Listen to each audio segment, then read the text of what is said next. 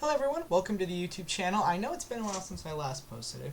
They've been mostly guitar covers. But what I really want to dive in today is what I want this channel to be about. And I really want to talk about a couple things, just to kind of get the ball rolling on content. So, my initial intention right here is to really make a channel that is about brand. And, oftentimes you see on YouTube, you see people that, they're playing the game, but people want to just see the game played. Right, they're not really talking, you're not really there for them. So what I want to talk about how media, certain media, and whether that relates to religion, or how we perceive the world, really makes us think about things, and what that means in a broader sense. So that's really what that means, and we're going to talk about that in terms of anime, video games, board games, how we derive certain perspectives of the world, or how we simulate certain systems within those. And so today I really want to talk about how Expedition 33 does such a phenomenal job of really contributing to all of those, like checking all those boxes. So I just finished Expedition 33, and this is going to have spoilers, so if you really don't feel comfortable with that, please feel free to click off. But, for so long, RPGs, they've grown so complacent. And my mission here is today is not to complain about RPGs, but what I really want to do is explain why Expedition 33 matters. Why, like, the games that we play, we choose them. We have online games like Call of Duty. We have, sometimes people don't think of those within a creative light, but I really want to break Expedition 33 down because that really is a genre-defining game. So let's do that. So it actually has created a new subgenre called the JRPG, right? So let's talk about that. So the way that it unveils the systems is really done in such a respectful and amazing way, and you can really see all of the clear influences. And really, one of the first ones I thought of was Final Fantasy. I've played a little bit of Final Fantasy VII. Didn't really get through all of it. But the main takeaway there is that you really get a feel for the engagement with the enemies. Because it's not just I go, you go. Kind of like no hate to Pokemon. I love Pokemon. I've played many of the games before. But what I really like about it is that you learn the mechanics of every boss. It's not just a piece of art. It's something you really interact with, and you get to know, because the story of the enemy that you're fighting is actually important to the attacks that you're making, right? So it's very important. But that's just one part of a whole, right? You have the amazing French music. You have so many amazing things within it.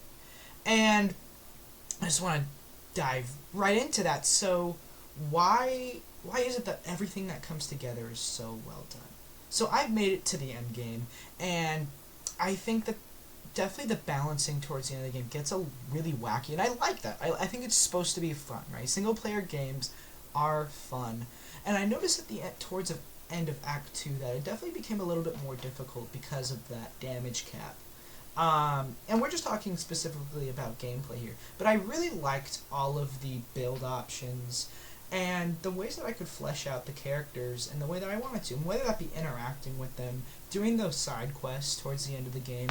I just made these amazing connections with them, and I really loved kind of making that deeper throughout the game. For example, YCL doesn't like water. It's kind of like, oh, like, why don't you like water, sort of thing. It's like, maybe that'll get discovered, whatever, it'll be something stupid. But what makes Expedition 33 so special is, so about 2 years ago I played Persona 5. And Persona 5 is an amazing game. I think gameplay-wise, it's a JRPG at its roots, right? I mean, clearly it's underneath the genre, but I mean in terms of game mechanics, right?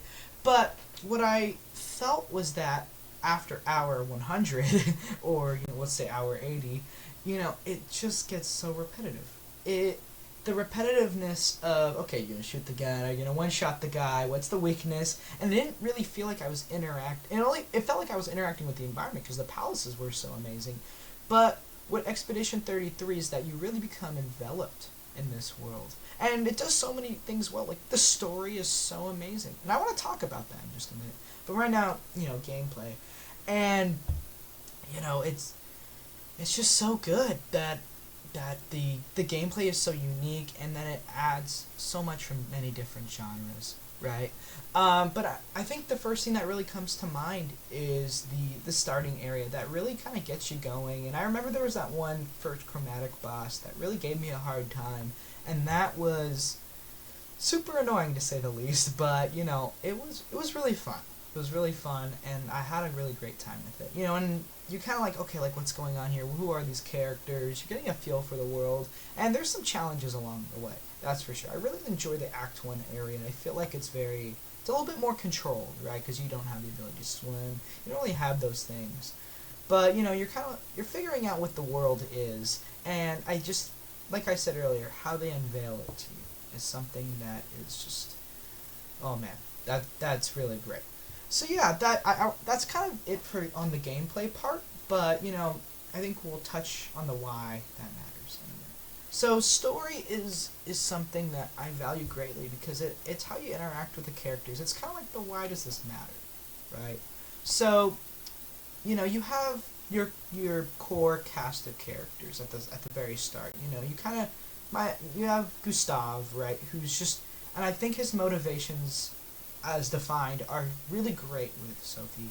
And the beginning of the game, it really sets up what Gustav wants to do, and you really get a feel for why his motivations are the way that they are, and it really resonates. I think it comes off really well because everyone's just kind of like, based on their influences and based on their upbringing, they want this objective. They've been raised their entire lives to think this way, right? And it's definitely tough coming to the decision with that. Especially Luna. You discover later that she definitely is a product of being told what like her parents told her that the Paintress was what they wanted all along. So it's just really interesting seeing that from each of the characters, and as Mael kind of gets unwrapped, and you see this sort of bigger picture with all the foreshadowing. It's like, whoa, what is that? Like, kind of like all of these interesting cutscenes, and it's really great. And I think the bigger theme, as you go into Act 2 and Act 3 especially, is this feeling of tragedy, right? And a lot of those moral decisions that are posed to the player are, what do you do when someone dies? Or, better yet, when you die, right? Or how do people cope with that? And people have so many different ways of coping with that. And we can speak a little bit about the present world, and that it's really about, if we're talking from a religious standpoint, we're talking about people that have come to terms with this of living a life with no regrets. And so if you live a life with no regrets, and especially in your relationships, then some of those people come to terms with that over time. But some people do have a harder time. Maybe people that are religious or not religious, and that's okay, right? But in this particular case, this is a family that everybody struggles within of themselves, right? You have Mael, who really finds solace within this world that has given her the chance to speak, given her the chance to be with her family and actually communicate with them. You have Cleo, who just really painted, she was bearing the weight of the family, which is why a lot of the accents represent the children. But really, she found ways of coping because of the weight, the responsibility that she had to bear, And then you have Renoir, who just really wanted the best for his daughter. He didn't want Renoir actually went down this pretty deep rabbit hole where, first he wanted to be painting because of his wife, the paintress. She lost herself, and then Mael was like, well, actually, I really like this world too. And then he's like, oh no, I don't want to lose you. So he's like, I really have to stop you. And that ends unsuccessfully, right? But it's a tough situation because Renoir, when you're given the power of giving sentience to things, what people would let that go to their head, right? When you're allowed to play God within His circumstances, what does that mean, given your emotional circumstances, right? And I think it's really important for us to think about that, especially as people that, we can't necessarily do that. But this video game really frames it in a way that I'm really happy it does, because it's a really great fictional scenario of a what if scenario, right?